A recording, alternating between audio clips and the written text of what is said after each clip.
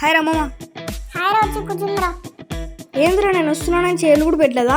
ఏం చేయమంటావురా, ఆ ఓనర్ గాడు వీక్లీ వన్స్ వచ్చి నా వస్తువులను తీసుకొని పోతున్నాడు. సరే ఎక్కడన్నా కూర్చుందాం రా. సరే పోదాంపా. చొప్పర ఏదో ఇంపార్టెంట్ విషయం చెప్తాను. చెప్తాను కానీ ఏం క్రిష్ కార్డ్ రాలేదా?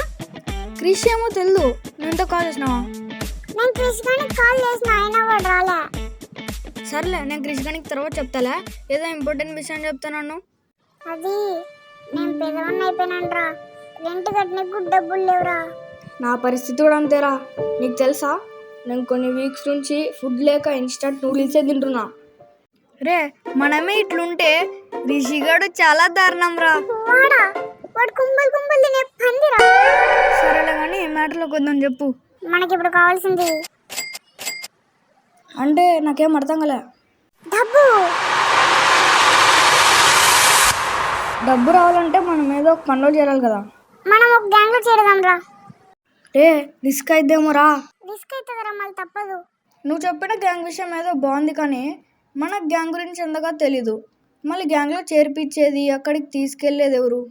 అప్పుడు వివేక్ వేరు, ఇప్పుడు వివేక్ వేరు, అంతా సెట్ చేసుకొచ్చా. అంటే